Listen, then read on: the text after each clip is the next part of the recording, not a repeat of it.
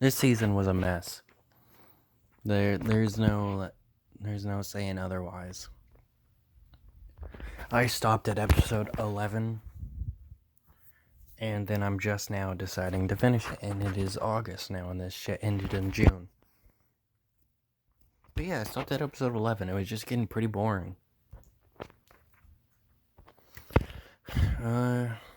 There's some dumb bullshit with Bizarro that doesn't really make sense. They try and say that Bizarro is just a Superman that took too many drugs and got too high off of popularity and being famous because he revealed his secret identity to the world in that universe. And that planet also has a square sun. They kill him 8 or 7 episodes in by some random general that they introduced this season who replaced the dad. I can't think of the name of right now. Because he retired as the general of the DoD. General Samuel Lane, I think. Or Kyle Cushing, maybe. I don't know, let's just say Lois's dad.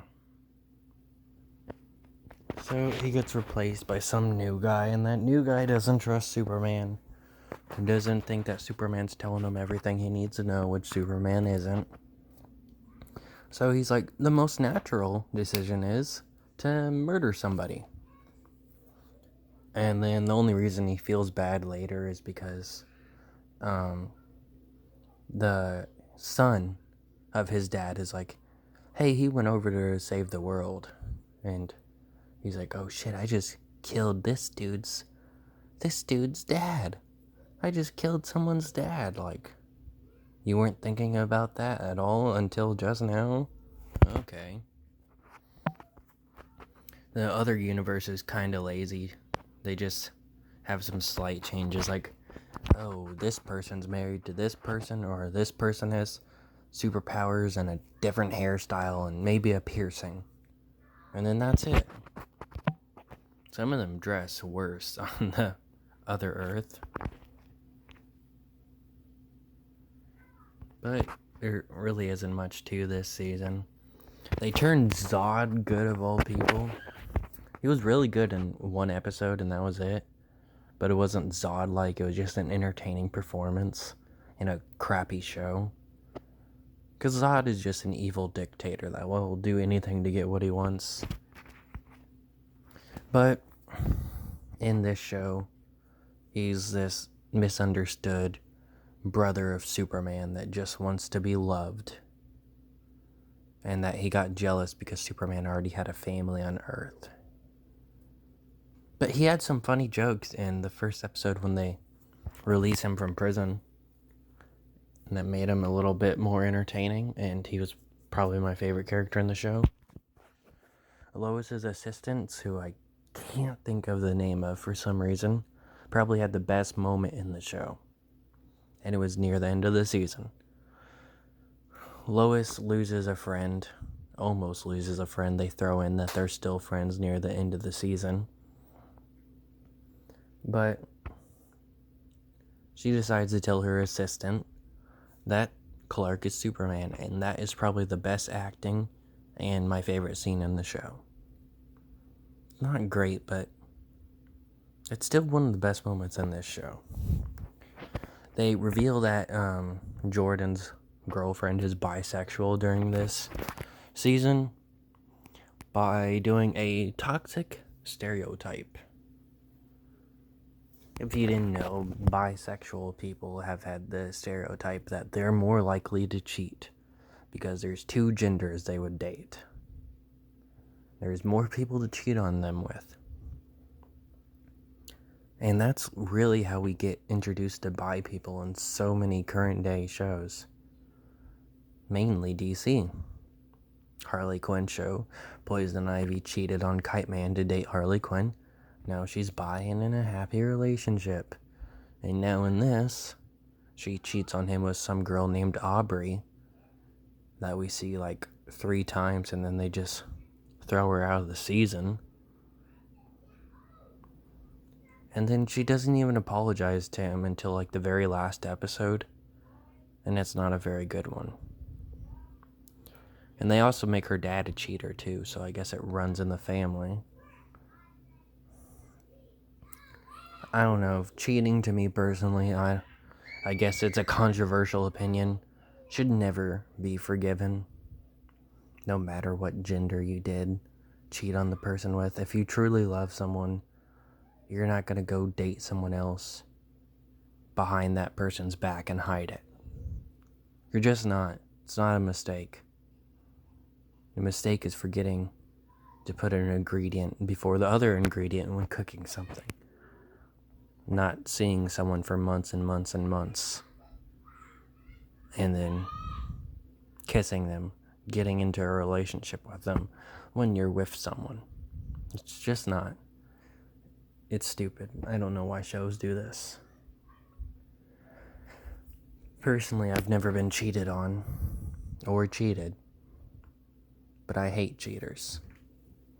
It's not the worst thing in the world to see in a show, so it doesn't make me completely hate the character, and that's what it is, just a character. I'm not going to hate the actor for that. And that means they did a good job if you hate their character most of the time. Like Homelander. His actor's a really good actor, that's why I don't like him. But yeah, not too much happens this season. The other son starts doing some drugs. He gets in trouble for it. At first he was just, trying to hide it from his mom that his girlfriend was into drugs, which his girlfriend doesn't do much this season. And I honestly don't remember if he got with her last season or something. Because if I'm remembering correctly, in season 1 he had a girlfriend, but they ended up being long distance, so she broke up with him because he moved. So when did he get this one? We see her in like 3 or 4 or 5 scenes. One where he calls on his brother to help beat up some guy that was gonna beat her up because she didn't have the money in time or something. And there's a quick little scene with no sound where he's hanging out with her in like the final. There's a few other scenes here and there, but she is really not that important of a character for such an important role in the show. It leaves him and his dad having a fight in several episodes. They've grown apart, but it's not very an important character. She's just there to be a plot device. She's really not that important. I didn't care for this season. Definitely preferred season 1, even though it had its moments where I didn't like it. Oh, and they do what the CW has been doing for probably a while. I've only watched, I think this is the 3rd show I've seen of theirs, Stargirl, Superman and Lois, and Batwoman. They throw in a cameo. John Diggle from Arrow. I've not seen Arrow besides a few episodes here and there. I quit watching it because I decided I just wanted to watch it if I ever see it on any platform or something and binge watch it eventually. But I don't really want to watch it because even though Stephen Amell is a good actor, his character is clearly not Green Arrow. He's more of a Batman character. And I've seen a lot of people that agree with that. He doesn't really make jokes, doesn't have the same hair, which isn't a huge deal. But he doesn't make jokes. That's a huge part of his character. He just was like, the writers of the show were just like, well, he has a bow and arrow. That's it. That's the closest we're going to do for Green Arrow. But anyway, back to the point, John Diggle shows up near the end. He also showed up in Batwoman. So clearly he's their go-to character for cameos. And he sets up this plot line for season 3, if we do get one, since Warner Bros. Is canceling a lot of stuff. And it's simply like, hey, on a different Earth, you got killed. Whoa! It's just kind of lazy. We did this same shit last season on a different Earth. Superman killed John Henry's wife. And now on this one, on a different Earth, someone killed John Henry. Whoa. No, I don't care. This is just lazy. Do we seriously have to do the whole different world every time, every season? Can season 3 just give us a Superman villain? Or Superman villains? Have Superman have trouble beating them? But not make it, take too long? Or make it too easy? Just stop at the other world stuff. You don't have to do that every 2 seconds in this season.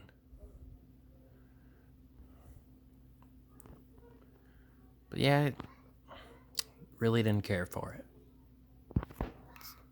Simply not a very good season. But the actor for Superman does an amazing job.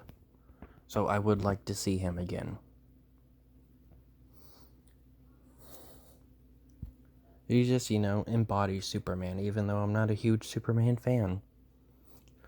Lois did get annoying at some points, where it felt like she was in the wrong and she just wouldn't acknowledge it. There was other times where other characters wouldn't acknowledge it either. Oh, speaking of not acknowledging things, here's one tiny nitpick. Jordan's girlfriend, because I'm forgetting her name right now, her mom gets kidnapped. So, during that kidnapping, something gets broken. There's glass everywhere. Her own daughter says it. Her lie to her daughter is that she went on a 6-hour walk. For some reason she believes her, but that's not the point. She doesn't explain the glass at all. And the glass is never mentioned again. Because later the daughter tells her dad about the situation, but doesn't mention how there was glass broken. Why break the glass? Because that just makes it look like a break-in, a struggle, and then just try and lie off of it and say it was a 6-hour walk. It's just so ridiculous. Did they forget this thing they wrote into the show?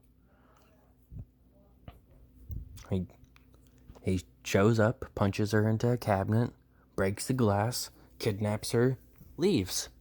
Simple as that. But her only excuse for her being gone so long was, I took a walk. Nothing about the glass. At all. No excuse. They just forgot about it. But yeah, I guess that's about it.